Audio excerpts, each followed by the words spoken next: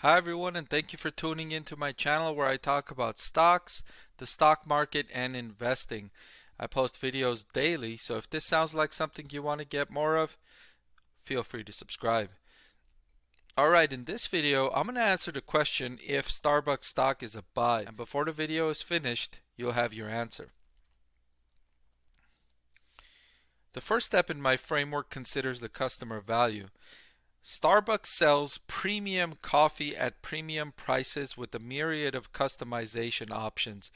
You can add a splash of creamer, a dash of cinnamon, and a sprinkle of this and that. And each of those customization options, Starbucks will charge you 49 cents, 79 cents, 85 cents for.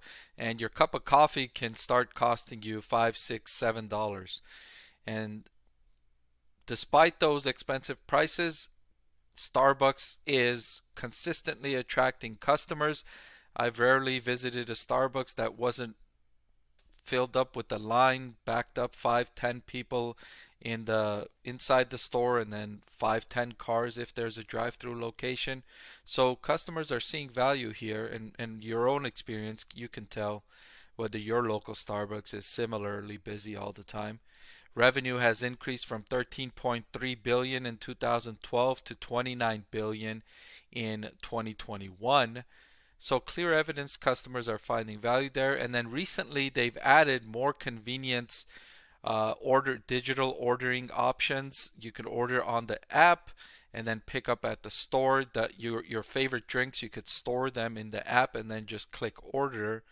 And that way you don't have to continuously input those customizations, or when you go up to the cashier, tell them all the little things that you want on your coffee, the size, with creamer, no creamer, with ice, no ice, with the foam and no foam. All of that you could just have it on the app and then click order again, and that gets your order ready for you to pick up when you get there.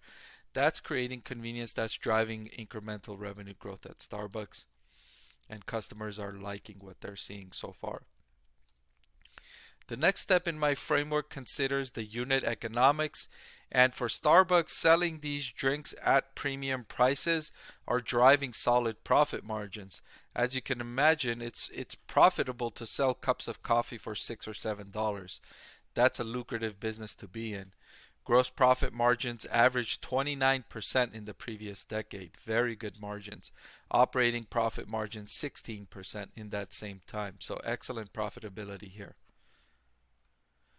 Total addressable market is another step in my framework I like to consider, and for Starbucks, it's addressing the coffee market, which is estimated to be worth 400 billion by 2024. So despite the fact that Starbucks is one of the largest coffee businesses in the world, it's still got room to expand. The market is worth 400 billion and Starbucks earned about 30 billion in revenue. So it's got room to run higher. Competition is the next step in my framework, and in the coffee industry, several lower priced options have existed for a long time. Starbucks has operated in this environment effectively. So that says a lot about Starbucks' ability, its customer value proposition, the fact that it's been able to sell premium priced coffee in a market that has all of these lower priced options. The next step in my framework is valuation, and looking at Starbucks price to earnings ratio of over the last 5 years. At a price to earnings of 25.5, Starbucks stock is relatively inexpensive. Looking back over time here, you're paying about the average price for Starbucks.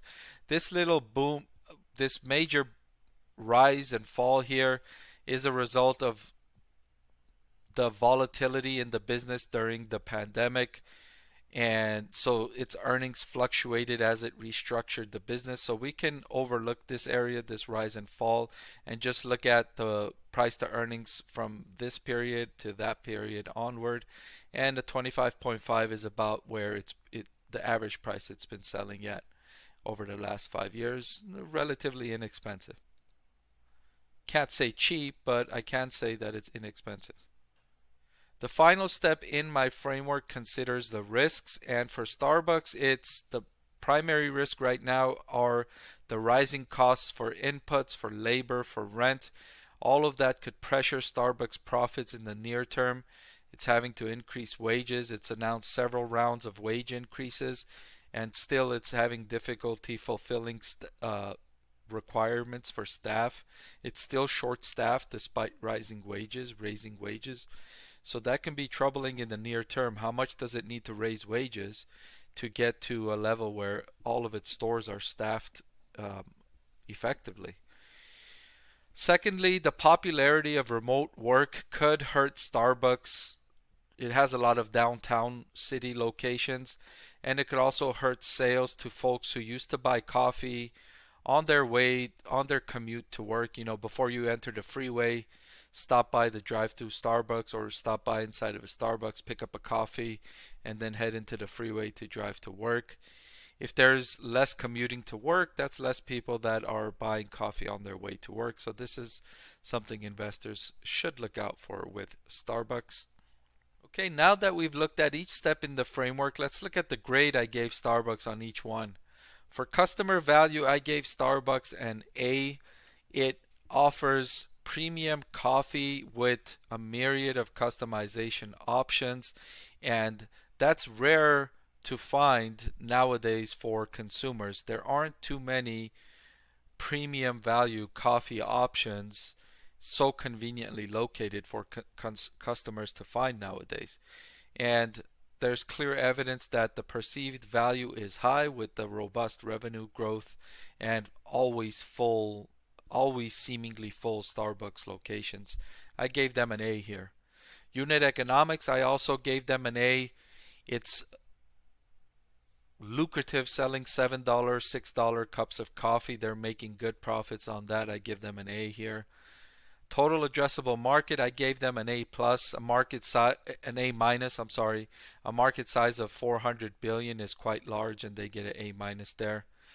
Competition, I gave Starbucks an A because of their demonstrated ability to beat the lower priced options in the market today. They're selling coffee expensively and they're doing a good job of it. I give them an A. Risks, I gave Starbucks a B minus here. Inflation is biting into its profits, and that could persist for the next 3 to 6, maybe 8 quarters. Inflation is stubbornly persistent, and that's not good news for Starbucks. Valuation, I gave Starbucks a B. Remember, I said it's not cheap, but it's also not expensive.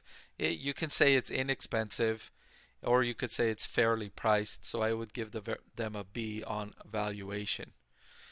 Okay, so now that we've looked at all of the steps and I've given them a grade in each of the steps in the framework, let's answer the question if Starbucks stock is a buy.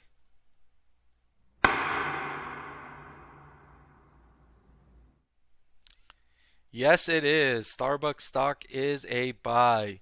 The excellent customer value, along with the solid total addressable market, along with excellent unit economics, sways me in favor of recommending Starbucks stock as a buy. So let me know what you think in the comments down below. That's all I've got for Starbucks today. Thank you for watching, and I'll see you next time. I want to thank the Motley Fool for sponsoring this video. The Motley Fool is a company that provides investing insight and stock recommendations for investors of all skill sets and risk levels. You all know how much I love researching new stocks and trying to find the next best investment.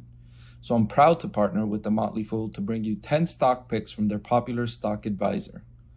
Stock Advisor has beat the market by more than 250%. Go to fool.com/Parkev to get your 10 stock picks now.